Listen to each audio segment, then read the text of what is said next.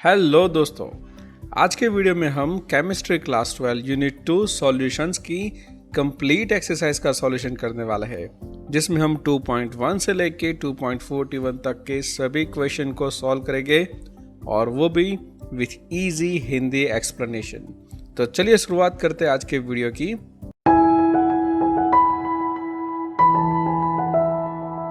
हमारा पहला क्वेश्चन है 2.1, define the term solution. How many type of solutions are formed? Write briefly about each type of an example. तो सबसे पहले ये जानते हैं कि सॉल्यूशन किसको कहते हैं। Solution are homogeneous mixture of two or more then two components, मतलब दो या दो से ज्यादा कंपोनेंट मिक्स होके सॉल्यूशन बनता है।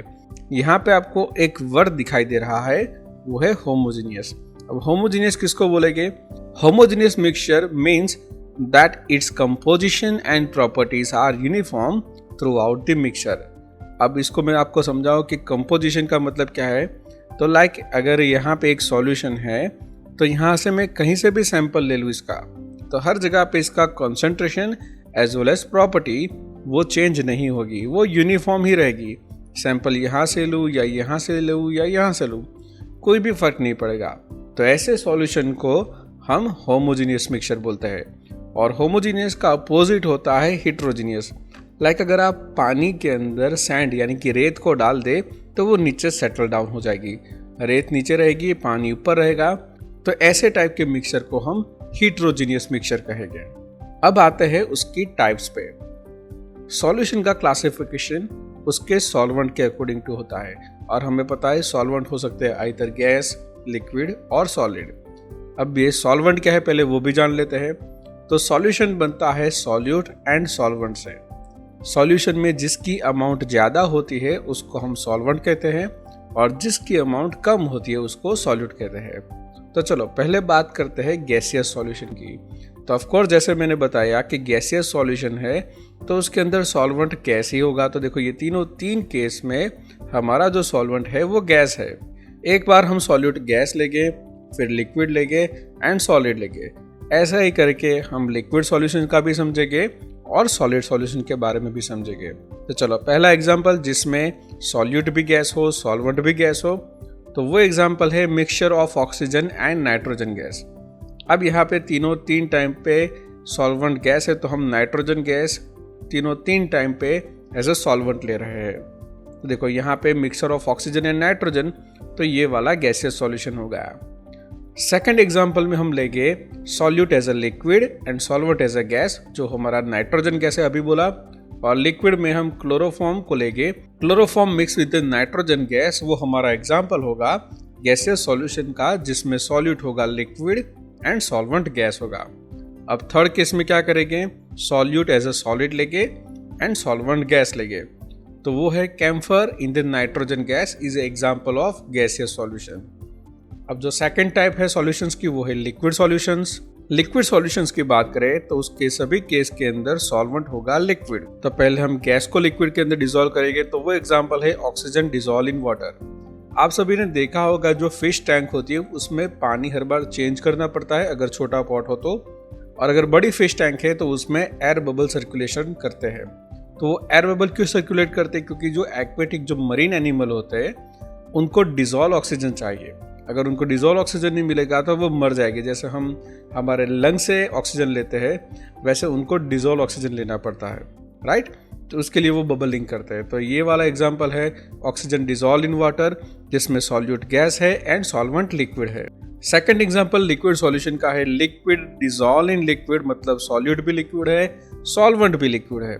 तो वो केस है इथेनॉल डिसॉल्व इन वाटर, दोनों लिक्विड है, एक दूसरे में मिसेबल है और वो डिसॉल्व हो जाता है। थर्ड एग्जांपल है लिक्विड सॉल्यूशन का सॉलिड डिसॉल्व इन लिक्विड, जो बेस्ट एग्जांपल है ग्लूकोज डिसॉल्व इन वाटर। मुझे लगता है इसमें ज्यादा कुछ समझाने की जरूरत नहीं है, आपने काफी बार देखा है कि जब भी हमें थोड़ा लो फील होता है तो ग्लूकोज को वाटर में डिसॉल्व करके हम पी जाते हैं, राइट? तो वो हमारा होगा लिक्विड सॉल्यूशन, जिसके अंदर सॉल्यूट है सॉलिड एंड सॉल्वेंट है लिक्विड। जो थर्ड टाइप है वो है सॉलिड सॉल्यूशंस की, जिसमें सॉल्वेंट हर बार सॉलिड ही होगा। जैसे ऊपर के दो केस में देखा, गैसियस सॉल्यूशन में गैस था सॉल्वेंट, लिक्विड सॉल्यूशंस में लिक्विड था सॉल्वेंट। अब ये सॉलिड सॉल्यूशन है तो उसमें सॉल्वेंट क्या होगा, सॉलिड होगा। तो पहले हम डिसॉल्व करेंगे गैस को सॉलिड के अंदर, तो वो वाला एग्जांपल है solution of hydrogen in palladium. मतलब ये जो पैलेडियम मेटल होती है वो हाइड्रोजन को एब्सॉर्ब कर सकती है, तो वो एग्जांपल होगा हमारा सॉलिड सॉल्यूशन का। दूसरा एग्जांपल है liquid as a solute and solvent होगा हमारा सॉलिड, तो amalgam of mercury with sodium, तो ये भी एग्जांपल है सॉलिड सॉल्यूशन का। अब मर्क्यूरी तो आपको पता है वो लिक्विड मेटल है और सोडियम सॉलिड मेटल है, तो ये क्या होगा, सोडियम के अंदर ये मर्क्यूरी डिसॉल्व हो जाएगी और जो बनेगा उसको बोलते हैं एमालगम। जो थर्ड एग्जांपल है वो है सॉल्यूट भी सॉलिड है एंड सॉल्वेंट भी सॉलिड, और वो होगा हमारा सॉलिड सॉल्यूशन जो है कॉपर डिसॉल्विंग गोल्ड। आपको सभी को पता है कि गोल्ड के ऑर्नामेंट 100% गोल्ड से नहीं बनते, क्योंकि जो 100% गोल्ड होता है वो काफ़ी वीक होता है। अगर उससे ऑर्नामेंट बनेंगे तो उनका शेप चला जाएगा और वो काफ़ी सॉफ्ट हो गए, राइट। तो उसको हार्डनेस देने के लिए उसके अंदर कॉपर एज अ इम्प्योरिटी डालते हैं, तो वो भी हमारा एग्जाम्पल हुआ सॉलिड सॉल्यूशन का। अब जो नेक्स्ट क्वेश्चन है वो है 2.2, give an example of a solid solution in which the solute is gas. Just अभी हमने वो देखा कि सॉलिड सॉल्यूशन की बात करें तो उसमें सॉल्वेंट सॉलिड होगा। अब यहाँ पे सॉल्यूट गैस लेना है, तो आपको पता है hydrogen in palladium, it is a example of gas solute in a solid solvent, मतलब वो हमारा हो गया सॉलिड सॉल्यूशन। जो नेक्स्ट न्यूमेरिकल है वो है 2.3, define the following terms, mole fraction, molality, molarity and mass percentage. तो चलिए वन बाय वन इन सभी को सॉल्व करते हैं। पहला है मोल फ्रैक्शन। मोल फ्रैक्शन किसको बोलेंगे, it is the ratio of number of moles of a particular component to the total number of moles of the solution. अब इसको मैं आपको मैथमेटिकल फॉर्म पे समझाता हूँ कि सपोज हमारे पास एक सॉल्यूशन है जिसके अंदर दो कंपोनेंट है, एक है ए और दूसरा है बी। तो मुझे मोल fraction of A find out करना है। मोल फ्रैक्शन का सिंबल होता है x, तो मैं क्या लिखूंगा XA, इसका मतलब है मोल फ्रैक्शन ऑफ A। तो वो कितना होगा, तो यहाँ पर जैसे लिखा है mole of a particular component, मतलब A के मोल। अब ये जो N है वो रिप्रेजेंट करता है मोल और A मतलब A के मोल, राइट। और उसका रेशियो किसके साथ लेना है, to the total number of mole. मतलब अगर दो कंपोनेंट है, यहाँ पे A और B दो कंपोनेंट है, तो मैं क्या करूँगा मोल of A plus mole of B, तो ये जो आंसर मिलेगा वो होगा मोल fraction of A। Same way से हम B के भी मोल फ्रैक्शन फाइंड आउट कर सकते हैं। मोल फ्रैक्शन ऑफ B कितना होगा, तो वो होगा mole of B divided by total mole, मतलब mole of A plus mole of B, ये टोटल मोल हो गए, राइट। अब आपको एक और बात जाननी पड़ेगी यहाँ पे कि कितने भी हमारे पास कंपोनेंट हो, उन सभी के मोल फ्रैक्शन का अगर हम समेशन करें तो ऑलवेज आंसर 1 आएगा। यहाँ पे दो कंपोनेंट थे A एंड B, तो मैं मोल fraction of A plus mole fraction of B करता हूँ तो उसका आंसर 1 आएगा। अगर 3 कंपोनेंट होते और तीनों 3 का हम समेशन करते like XA plus XB plus XC, तो भी उसका आंसर 1 ही आता। तो अगर आपको क्रॉस वेरीफाई करना है आपने correct mole fraction find out किए है या नहीं, तो आप ऐसा करके उसको क्रॉस चेक कर सकते हो। अगर आपके पास बाइनरी सिस्टम है, मतलब दो कंपोनेंट है, तो दोनों के मोल फ्रैक्शन काउंट नहीं करने, सिर्फ एक के करो। लाइक यहाँ पे हमने x1 तो फाइंड कर लिया, तो xb के लिए क्या करोगे 1 minus XA, that means 1 minus mole fraction of A करोगे तो आपको B का मोल फ्रैक्शन मिल जाएगा। ये तभी करना है जब हमारे पास बाइनरी सिस्टम हो, राइट, मतलब दो ही कंपोनेंट।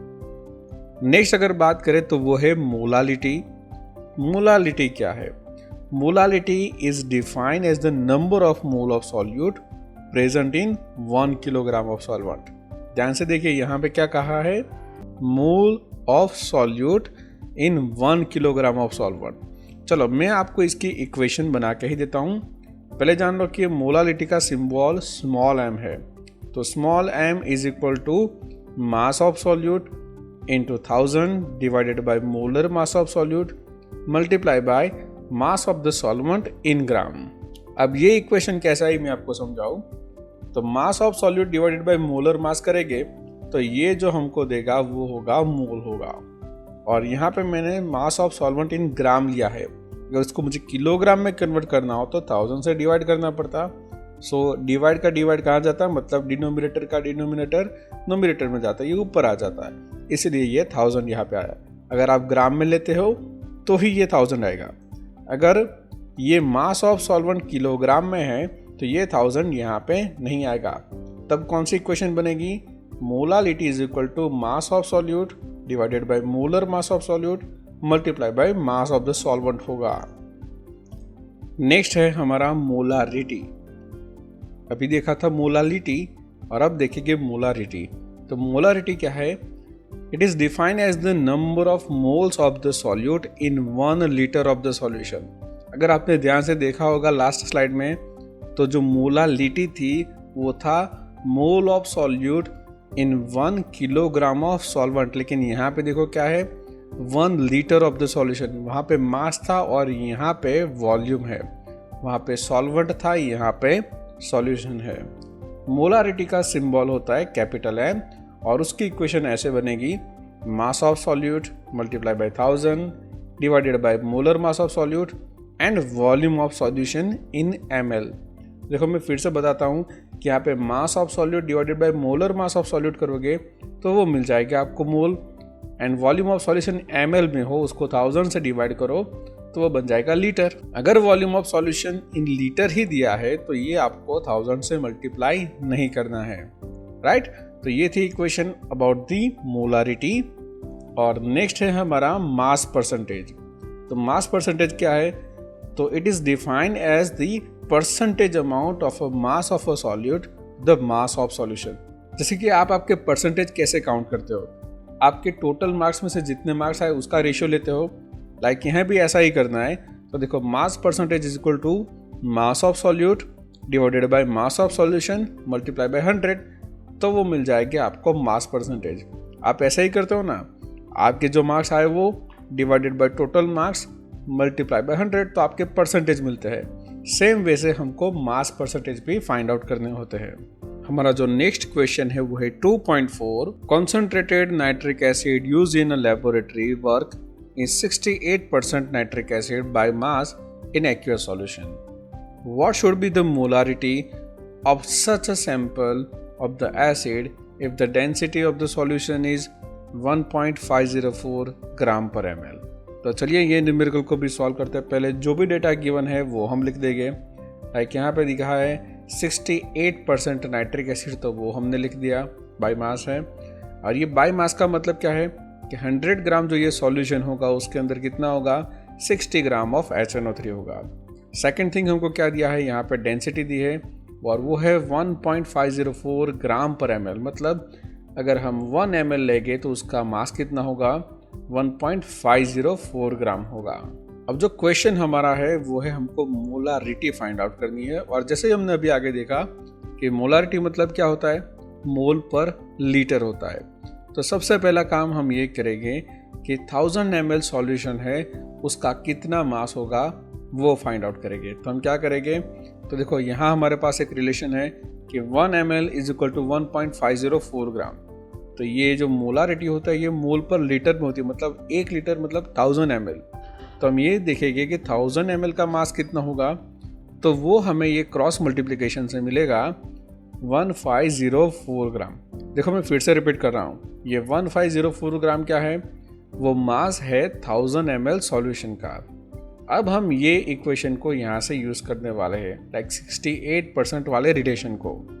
लाइक 68% मतलब क्या, तो 100 gram solution contain 68 gram of HNO3। अब हमारे पास कितना सॉल्यूशन है, हमारे पास है 1504 ग्राम सॉल्यूशन, तो उसमें कितना HNO3 होगा।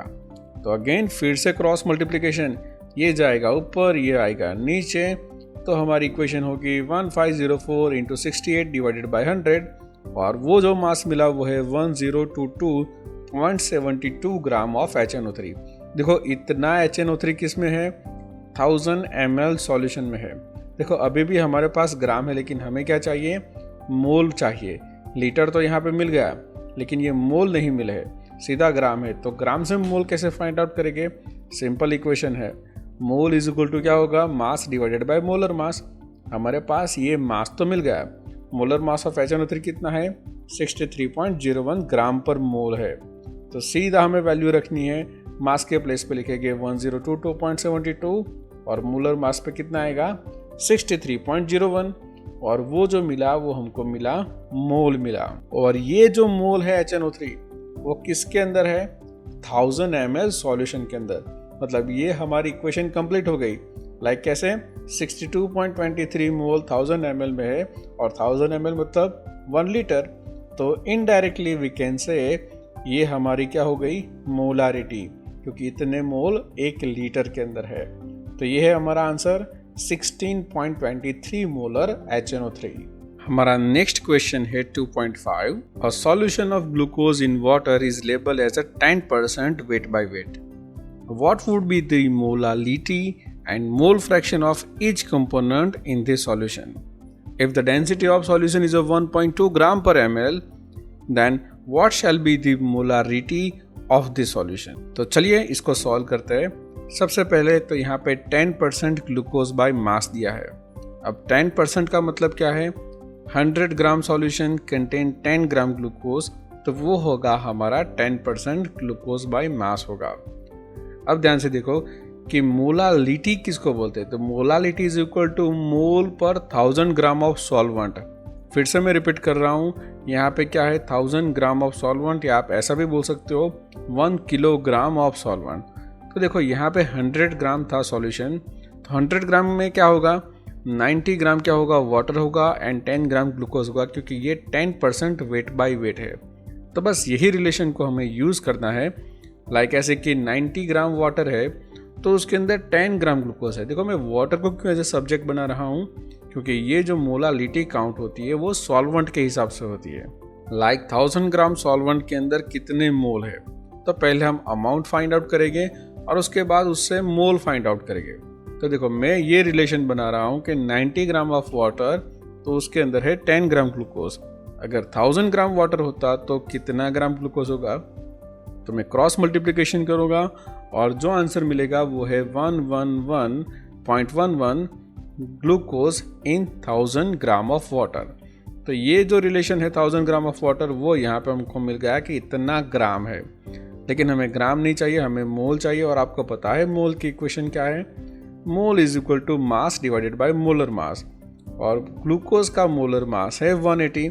तो देखो ये थी अमाउंट हमारी 111.11 डिवाइडेड बाय 180, तो हमें मिल जाएगी मोल, और वो मोल है 0.617 mole glucose in 1000 gram of water.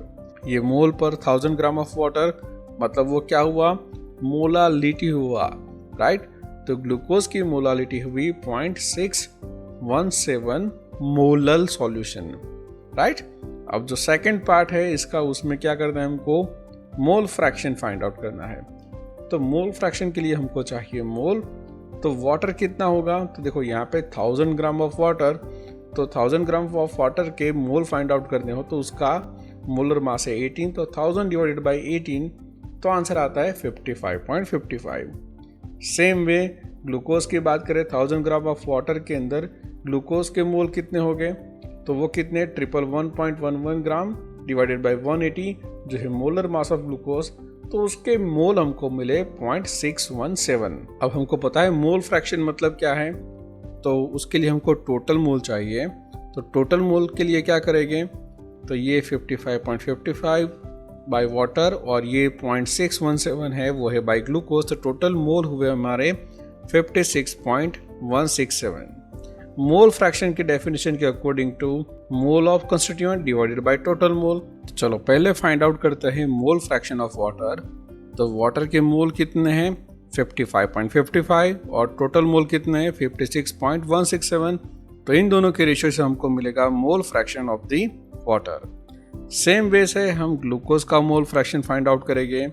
Glucose के मोल कितने हैं 0.617 और टोटल मोल है 56.167। इन दोनों के रेशियो से जो आंसर आया है वो है 0.0109 जो कि वो मोल फ्रैक्शन हुआ ग्लूकोज का। अब जैसे मैंने स्टार्टिंग में बताया था कि बाइनरी सिस्टम हो, दो कंपोनेंट है, उनके मोल फ्रैक्शन का समेशन करोगे तो आंसर कितना आएगा 1 आएगा, और यहाँ पे ही वो 1 आ जाता है, मतलब आपके मोल फ्रैक्शन करेक्ट है। अगर ये हम कैलकुलेट नहीं करते तो भी कर सकते, लाइक 1 - a करते तो भी ये आंसर आता था, लेकिन आपकी समझ में आए इसलिए मैंने दोनों के कैलकुलेशन यहाँ पे की है। अभी भी हमारा क्वेश्चन अधूरा है, अभी हमको मोलारिटी फाइंड आउट करनी है। तो चलिए फाइंड आउट करते हैं मोलारिटी ऑफ द सॉल्यूशन। कितने डेटा है हमारे पास, एक तो उसकी डेंसिटी है, डेंसिटी कितनी थी 1.2 ग्राम पर ml, मतलब 1 ml का मास है 1.2 ग्राम, और मोलारिटी का मतलब क्या है मोल पर लीटर। तो अगेन वही फंडा हम यूज़ करेंगे कि 1000 ml सॉल्यूशन का मास फाइंड आउट करेंगे। 1 ml तो 1.2 ग्राम, तो 1000 ml तो कितना ग्राम, वो हमको मिला 1200 ग्राम। वापस आ जाते हैं परसेंटेज पे देखें तो 100 ग्राम सॉल्यूशन का 10% मतलब वो 10 ग्राम क्या होगा, उसके अंदर ग्लूकोज होगा। यहाँ पे मास कितना मिला है 1200 ग्राम, तो उसके अंदर कितना ग्लूकोज होगा। क्रॉस मल्टीप्लिकेशन से हमको मिल जाएगा अमाउंट ऑफ ग्लूकोज जो कि 120 ग्राम मिलेगा। मोलारिटी के केस में हमें मोल चाहिए, और मोल की इक्वेशन क्या है, मास डिवाइडेड बाय मोलर मास। तो मास यहाँ है 120 and molar mass of glucose है 180, तो इसके रेशियो से हमें जो आंसर मिलेगा वो है 0.666 मोल। और ये जो मोल है वो किसके अंदर है, 1000 ml सॉल्यूशन के अंदर, मतलब 1 लीटर के अंदर। सो इनडायरेक्टली ये क्या होगा, हमारी मोलारिटी हो गई, राइट। तो ये जो सॉल्यूशन है वो है 0.67 मोलर ग्लूकोज का सॉल्यूशन। अब जो नेक्स्ट क्वेश्चन है वो है 2.6, how many ml of 0.1 molar HCl are required to react completely with 1 gram mixture of Na2CO3 and NaHCO3 containing equimolar amount of both, right? तो चलो इसको सॉल्व करते हैं। तो ध्यान से देखो, यहाँ पे हमको बोला गया है कि 1 ग्राम ऑफ मिक्सचर है Na2CO3 का और NaHCO3 का, और उन दोनों के इक्विमोलर अमाउंट है, मतलब दोनों के इक्वल मोल है। तो अब हम लिखेंगे molar mass of Na2CO3 and NaHCO3। Na2CO3 का मोलर मास है 105.98 और NaHCO3 का मोलर मास है 84। अब दोनों के इक्वल मोल है, तो हम इमेजिन कर ले कि both having the x moles, right. तो देखो आपको इक्वेशन पता है कि मोल इज इक्वल टू क्या होता है, मास डिवाइडेड बाय मोलर मास। अगर मुझे मास चाहिए तो मुझे क्या करना पड़ेगा, उसके जो मोल है उससे मल्टीप्लाई बाय उसके मोलर मास को मैं करूँगा, तो मुझे क्या मिल जाएगा, उसका मास मिल जाएगा। तो चलो हमने इमेजिन तो कर लिया कि दोनों के x मोल है, तो हम क्या करेंगे, x into 105.98 plus x multiply by 84। तो ये जो हमें मिलेगा वो होगा मास ऑफ Na2CO3, और यहाँ पे हमको मास मिलेगा NaHCO3। इन दोनों का समेशन करेंगे तो वो आंसर कितना आएगा 1 ग्राम, क्योंकि हमारा जो मिक्सचर है उसका मास 1 ग्राम है। तो चलो पहले इसको सॉल्व करते कि x की वैल्यू कितनी आती है। तो इसको सॉल्व करते जाएंगे तो हमें x की वैल्यू मिलेगी 0.005264 मोल। तो ये इक्विमोलर अमाउंट होगी, मतलब इतने मोल Na2CO3 होगा और इतने ही मोल NaHCO3 होगा। ये हमारा आंसर नहीं है, हमें अभी और आगे जाना है। लाइक देखो अभी हमको पता है कि Na2CO3 उसमें 2Na and CO3 -2 है, जबकि यहाँ पे NaHCO3 में Na प्लस होगा और HCO3 minus. That means Na2CO3 dibasic है और NaHCO3 मोनोबेसिक। तो जो HCl की अमाउंट है वो भी दोनों में डिफरेंट होगी। Like in the case of Na2CO3 double mole of HCl utilise हो गया। डाइबेसिक है, that means 2 mole of HCl required. तो कितने मोल HCl चाहिए इसके साथ, 0.010527 mole HCl is required to completely react Na2CO3। और वैसे ही अगर हम NaHCO3 के बारे में बात करें तो वो तो मोनोबेसिक है, मतलब इतने ही मोल 0.00526 मोल ऑफ HCl रिक्वायर्ड होगा। अब टोटल कितने HCl चाहिए, तो मैं दोनों का समेशन करूँगा और वो आंसर मिलेगा हमको 0.015791 mole of HCl required to react this both, मतलब Na2CO3 और NaHCO3 के 1 ग्राम मिक्सचर के साथ रिएक्ट होने के लिए इतना मोल HCl मुझे चाहिए। यहाँ पे HCl की मोलारिटी ऑलरेडी गिवन है, वो है 0.1 molar, that means 0.1 mole in 1000 ml। अब यही रिलेशन को हमें यूज करना है कि 0.1 मोल ऑफ HCl होता है 1000 ml में। तो इतना मोल ऑफ HCl मतलब 0.015791, इतना मोल HCl कितने ml में होगा, क्रॉस मल्टीप्लिकेशन करेंगे तो हमें आंसर मिलेगा 157.91 ml, मतलब 157.91 ml 0.1 molar HCl required to react completely with 1 gram mixture of Na2CO3 and NaCO3 containing equimolar amount. हमारा नेक्स्ट क्वेश्चन है 2.7. A solution is obtained by mixing 300 gram of 25% solution and 400 gram of 40% solution by mass. Calculate the mass percentage of resulting solution. तो दोस्तों जब भी ऐसे type के कोई भी क्वेश्चंस आए तो आपको ये एक फॉर्मूला याद रखनी है. तो उसमें क्या करना है, amount of 1 into concentration of 1 plus amount of 2 into concentration of 2 divided by amount of 1 plus 2. ये वाला फंडा आप यूज़ करोगे तो ऑलवेज आपको सही आंसर मिल जाएगा. देखो यहाँ पे अमाउंट ऑफ 1 मतलब जो 300 ग्राम है वो लिखेंगे, कॉन्सेंट्रेशन ऑफ 1 जो है 25%, अमाउंट ऑफ 2 उसमें आएगा 400 ग्राम एंड कॉन्सेंट्रेशन ऑफ 2 वो है 40%. अमाउंट ऑफ 1 यहाँ पे 300 ग्राम और अमाउंट ऑफ 2 यहाँ पे 400 ग्राम लेंगे और वैल्यू जैसे यहाँ पे रखेंगे. देखो ये हमको आंसर मिलेगा 33.57. दैट मीन्स ये होगा हमारा रिजल्टिंग सॉल्यूशन का मास परसेंटेज. आई होप ये मेथड आपको आगे बहुत काम में आने वाली है. ये इक्वेशन को आप कहीं लिख के रखना. हमारा नेक्स्ट न्यूमेरिकल है 2.8. An antifreeze solution is prepared from 2 to 2.6 gram of ethylene glycol and 200 gram of water. Calculate the molality of the solution if the density of the solution is 1.072 gram per ml. Then what shall be the molarity of the solution? तो चलिए ये solve करते हैं. तो सबसे पहले यहाँ पे बात करेंगे मोलालिटी की, क्योंकि हमारा जो क्वेश्चन है पहले वो मोलालिटी फाइंड आउट करने का है और हमको पता है कि मोलालिटी का मतलब क्या है, मोल पर 1000 ग्राम ऑफ सॉल्वेंट या 1 किलोग्राम ऑफ सॉल्वेंट. यहाँ पे इथिलीन ग्लाइकोल का जो मास है वो है 2 to 2.6 gram in 200 gram of water. तो चलो मोल ऑफ हमको फाइंड आउट करना हो तो क्या करना पड़ेगा, मास डिवाइडेड बाय मोलर मास. और इथिलीन ग्लाइकोल का जो मोलर मास है वो है 62.07 ग्राम पर मोल. तो देखो मोल इसका कितने मिलेंगे, हमने मोल के लिए क्या किया, ये मास लिया 2 to 2.6 और डिवाइडेड बाय मोलर मास किया 62. तो मोल हमको मिले 3.58 मोल और ये हो गए किसके अंदर, 200 ग्राम ऑफ वाटर के अंदर. तो अब ये रिलेशन हम यूज़ करेंगे कि 200 ग्राम ऑफ वाटर के अंदर मोल कितने हैं, 3.58 मोल इथिलीन ग्लाइकोल होगा. और ये इक्वेशन किसके लिए हम अप्लाई कर रहे हैं, मोलालिटी के लिए. तो 1000 ग्राम ऑफ वाटर के अंदर कितने मोल हो गए, सिंपल क्रॉस मल्टीप्लिकेशन. तो हमें जो आंसर मिला वो है 17.9 mole ethylene glycol is dissolve in 1000 gram of solvent. और उसको इनडायरेक्टली हम यही बोलेंगे कि ये हमारी हुई मोलालिटी और उसका सिंबल आता है स्मॉल m. अब हम कैलकुलेट करेंगे मोलारिटी को और मोलारिटी इज इक्वल टू क्या होगा, मोल पर लीटर होगा. और उसके लिए हम क्या यूज़ करेंगे, तो देखो हमारे पास ये इक्वेशन है कि 1.072 ग्राम पर ml उसके डेंसिटी है. उसका मतलब 1 ml होगा, उसका मास कितना होगा, 1.072 ग्राम होगा. तो वही रिलेशन हम यूज़ करेंगे कि 1000 ml में कितना उसका मास होगा. तो क्रॉस मल्टीप्लिकेशन से वो आंसर मिल जाएगा 1072 ग्राम मास होगा किसका, 1000 ml सॉल्यूशन का.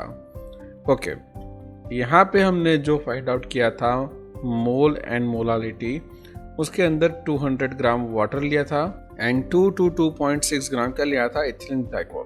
तो जो टोटल मास था वो होगा 200 प्लस 200 26.6. उसका मतलब दोनों का समेशन करेंगे तो आंसर आएगा 422.6 ग्राम आएगा.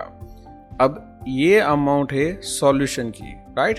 अब इतने ग्राम सॉल्यूशन के अंदर जो हमें मोल मिले थे इथिलीन ग्लाइकोल के वो थे 3.58 मोल. तो हमारे पास तो 1072 ग्राम सॉल्यूशन है, मतलब 1000 ml सॉल्यूशन का मास कितना होगा, 1072 ग्राम. उसके अंदर कितने मोल हो गए, तो वो क्रॉस मल्टीप्लिकेशन से आंसर आएगा 9.08 मोल. तो ये 9.08 मोल है 1000 ml सॉल्यूशन में. ऐसे तो बोला जाए कि 9.08 मोल है 1072 ग्राम सॉल्यूशन में, दैट मीन्स 1000 ml सॉल्यूशन में. तो इनडायरेक्टली वो हो गया हमारा मोल पर लीटर, दैट मीन्स मोलारिटी. जो हमारा नेक्स्ट क्वेश्चन है वो है 2.9. A sample of drinking water was found to be severely contaminated with a chloroform supposed to be a carcinogen. The level of contamination was 15 ppm by mass. Express this in percent by mass. And second question, determine the molality of chloroform in the water sample. तो चलो पहले जो data है वो हम लिखते हैं कि यहाँ पे सॉल्यूशन में 15 ppm क्लोरोफॉर्म है। अब ppm का मतलब क्या है, मिलीग्राम पर लीटर। तो यहाँ पे 15 ppm है, मतलब 15 मिलीग्राम होगा chloroform in 1 litre of the solution, मतलब 15 मिलीग्राम इन 1000 ml सॉल्यूशन। अगर हम बात करें 1000 gram of water plus 15 milligram chloroform, तो ये होगा total mass of the solution. अब इस मास में कंपेयर करें तो क्लोरोफॉर्म की अमाउंट काफ़ी कम है, तो हम ऐसा बोल सकते हैं कि मास ऑफ सॉल्यूशन भी कितना है, 1000 ग्राम। ये काफ़ी कम अमाउंट है क्लोरोफॉर्म की, so we can ignore it, right. तो अभी हम मास ऑफ सॉल्यूशन भी कितना लगे, 1000 ग्राम ही लगे, और मास ऑफ क्लोरोफॉर्म कितना है, 15 × 10⁻³ ग्राम है। तो परसेंटेज मास फाइंड आउट करना हो तो उसके लिए इक्वेशन है मास of solute divided by mass of solution multiply by 100। देखो अब मास ऑफ सॉल्यूट कितना है, 15 × 10⁻³ एंड मास ऑफ सॉल्यूशन होगा 1000 ग्राम मल्टीप्लाई बाय 100। अब इसको सॉल्व करोगे तो हमें आंसर मिलेगा 0.0015%। ये था मास परसेंटेज। और अब बात करेंगे हमारे सेकंड क्वेश्चन की, determine the molality of the chloroform. अब मोलालिटी क्या है वो हमको पता है, मोल पर 1000 ग्राम ऑफ सॉल्वेंट। तो देखो यहाँ पे पहले मोल फाइंड आउट करते हैं। मोल का मतलब क्या है, मास डिवाइडेड बाय मोलर मास। तो ये रहा मास ऑफ क्लोरोफॉर्म, वो है 15 × 10⁻³ ग्राम, और उसका मोलर मास होता है 119.37। तो इससे हमें क्या पता चल जाएगा, मोल्स ऑफ द क्लोरोफॉर्म, तो वो है 0.000126 moles in 1000 gram of solvent. अब ये मोल पर 1000 ग्राम ऑफ सॉल्वेंट मतलब कि ये हो गई हमारी मोलालिटी, राइट। तो देखो ये हो गया 0.000126 molal solution, that means 1.26 × 10⁻⁴ molal. जो नेक्स्ट क्वेश्चन है वो है 2.10, what role does the molecular interaction play in the solution of alcohol and water. तो उसके लिए समझते हैं हम पहले एज़ोट्रॉप क्या है। Some liquids on mixing form the azeotropes which are the binary mixtures having the same composition in a liquid and vapor phase and boil at a constant temperature. In such a cases, it is not possible to separate the components by fractional distillation. ये जो एज़ोट्रॉप होते हैं वो binary mixture होते हैं, मतलब उसके अंदर 2 कंपोनेंट्स होते हैं, और ये जो 2 कंपोनेंट होते हैं उनका कंपोजिशन लिक्विड फेज में as well as vapour phase में सेम होता है, और वो as a constant boiling point पे दोनों बॉयल होते हैं साथ में। तो इसको हम फ्रैक्शनल डिस्टिलेशन से भी सेपरेट करना चाहें तो भी हम नहीं कर सकते हैं। इथेनॉल और वाटर को जब मिक्स करते हैं तो ऐसे टाइप का एक हमारा एज़ोट्रॉप मिक्सचर बनता है। लाइक देखो यहाँ पे लिखा है, ethanol water on fractional distillation gives the solution containing 95% by volume of ethanol. Once this composition is known as a azeotrope composition has been achieved, the liquid and vapor have the same composition and no further separation occur. मतलब कि जब भी ये हमें 95% volume by ethanol मिलता है तो उसके अंदर 5% जो वाटर रहता है, अब इन दोनों का जो वेपर फेज में एज वेल एज हमारे लिक्विड में उसका कंपोजिशन सेम रहेगा, तो दोनों साथ में ही बॉयल हो गए और इनको हम अलग नहीं कर सकते, राइट। ऐसे फ्रैक्शनल डिस्टिलेशन से इसका सेपरेशन इजीली अचीव नहीं होगा। तो ये रोल होता है मोलिकुलर इंटरेक्शन का जब सॉल्यूशन बनता है अल्कोहल एंड वाटर से, राइट। तो ये हमारा था एज़ोट्रोप का टॉपिक।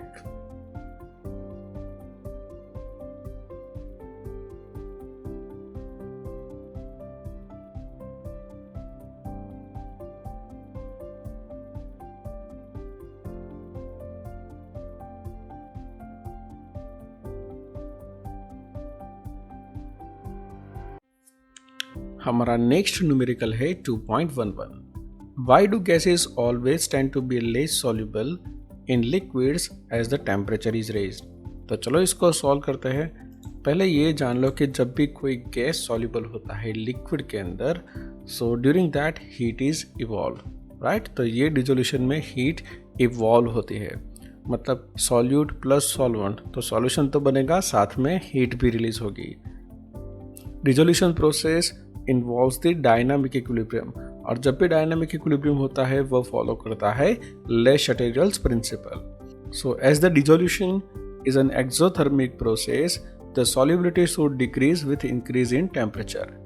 मतलब कि सपोज ये मेरा सॉल्यूशन है जिसके अंदर गैस डिसॉल्व है, अगर मैं उसको हीट देता हूँ, अगर ये रिएक्शन इक्विलिब्रियम में है और हम उसे हीट सप्लाई करेंगे तो क्या होगा, सिस्टम क्या ट्राई करेगी, हीट को कम करने के लिए, और हीट को कम करने के लिए वो रिवर्स रिएक्शन करेगी, मतलब फॉरवर्ड रिएक्शन कम हो जाएगी, रिवर्स रिएक्शन ज़्यादा हो जाएगी, तो जो सॉल्यूशन बना था उसमें से सॉल्यूट सेपरेट आउट होगा, मतलब उसकी सॉल्युबिलिटी क्या होगी, डिक्रीज होगी। इसीलिए कहते हैं कि जो भी गैस होता है वो कम टेम्परेचर पे ही ज़्यादा सॉल्युबल होता है। इसीलिए तो हम जो कार्बोनेटेड ड्रिंक पीते हैं ना, कार्बन डाइऑक्साइड वाली, वो कोल्ड ड्रिंक होती है, क्योंकि जैसे हम टेम्परेचर कम करेंगे उसमें ज़्यादा कार्बन डाइऑक्साइड डिजोल्व होगा। लेकिन अगर हम उसको रूम टेम्परेचर पे रख दें या टेम्परेचर बढ़ा दे तो अंदर जो भी कार्बन डाइऑक्साइड ट्रैप हुआ है, जो सॉल्युबल हुआ है, वो सब वहाँ से चला जाएगा। तो शायद अब आपको पता चल गया है कि कोल्ड ड्रिंक क्यों कोल्ड में ही सर्व करते हैं। हमारा नेक्स्ट न्यूमेरिकल है 2.12, state Henry's law and mention some important applications. तो हेनरीज लॉ क्या है वो समझते हैं पहले। At a constant temperature the solubility of gas in a liquid is directly proportional to the partial pressure of the gas present above the surface of a liquid or a solution। मतलब ये law से हमें क्या पता चलेगा कि हमारे जो सॉल्यूशन के अंदर गैस की सॉल्युबिलिटी कितनी है लिक्विड के अंदर, राइट। तो वो किससे पता चलेगा, तो पार्शियल प्रेशर से पता चलेगा। अगर पार्शियल प्रेशर ज़्यादा है तो सॉल्युबिलिटी गैस की कैसी होगी, ज़्यादा होगी। अब मैं सिंपल आपको बताऊं कि जब भी आप कोल्ड ड्रिंक की बॉटल ओपन करते हो और अंदर से काफ़ी सारा प्रेशर आपको फील होता है, तो उसका मतलब क्या है कि उस कोल्ड ड्रिंक के अंदर कार्बन डाइऑक्साइड की अमाउंट ज़्यादा है। सपोज आपने कोई बॉटल ओपन करके 3-4 दिन के लिए रखी हो और हम कंटिन्यूस उसको पी रहे, और बाद में आप उसको ओपन करोगे तो आपको अंदर प्रेशर फील नहीं होगा, क्योंकि जो उसके अंदर सॉल्युबल हुआ है कोल्ड ड्रिंक के अंदर कार्बन डाइऑक्साइड, वो भी कम हो गया है। मतलब पार्शियल प्रेशर ज़्यादा तो सॉल्युबिलिटी ज़्यादा, अगर पार्शियल प्रेशर कम तो वहाँ पे सॉल्युबिलिटी कम ही होगी। अब इसकी एप्लीकेशंस के बारे में बात करें तो to increase the solubility of carbon dioxide into the soft drink and soda water, the bottle is sealed under the high pressure. देखो यही हुआ ना, जितना हाई प्रेशर रखेंगे उतना ही ज़्यादा कार्बन डाइऑक्साइड उसके अंदर सॉल्युबल होगा। नेक्स्ट है स्कूबा डाइवर्स के लिए। ये जो स्कूबा डाइवर्स होते हैं, अगर वो हाई कॉन्सेंट्रेटेड प्रेशराइज एयर ले जाएंगे तो क्या होगा, जैसे जैसे पानी के नीचे जाएंगे तो high amount concentration of the nitrogen भी उनकी ब्लड के अंदर डिसॉल्व हो जाएगा। लेकिन जब वो वापस आएंगे तो प्रेशर कम होगा और वापस ये जो डिसॉल्व हुआ नाइट्रोजन वो बबल बन के उनके ब्लड में आ जाएगा। तो ये जो बबल है वो काफ़ी डेंजरस है लाइफ के लिए। इसीलिए जो स्कूबा डाइवर टैंक ले जाते हैं ऑक्सीजन की, उसमें 11.7% हीलियम होता है, 56.2% नाइट्रोजन होता है एंड 32% ऑक्सीजन होता है। तो जैसे जैसे हाई एल्टीट्यूड पर जाते हैं वहाँ पे क्या होता है, प्रेशर कम होता है तो ऑक्सीजन भी कम होता है।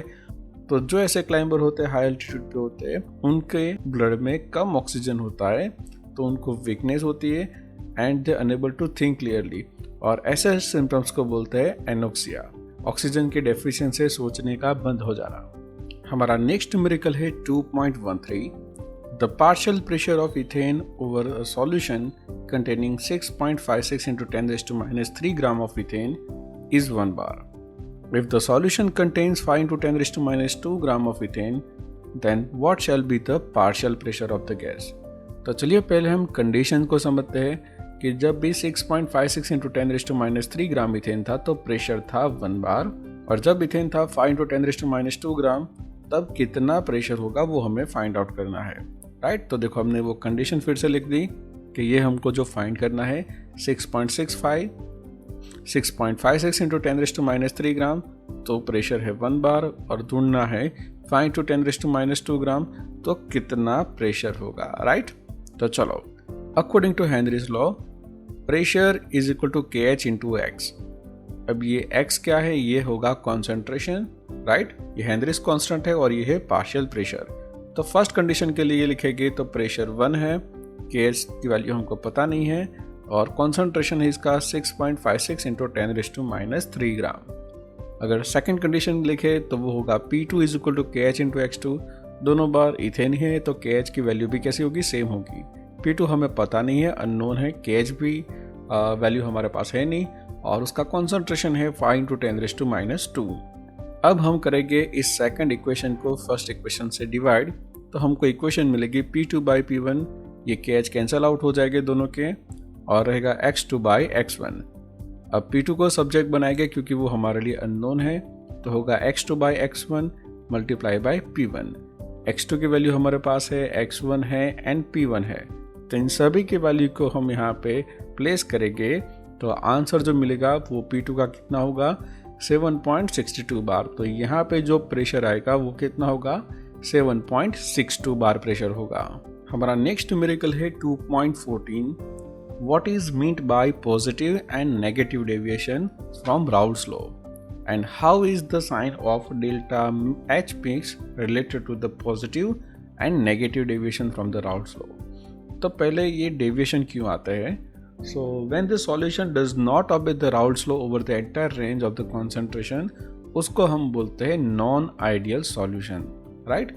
अब ये नॉन आइडियल सॉल्यूशन में क्या होगा, vapour pressure of such a solution is either higher or lower.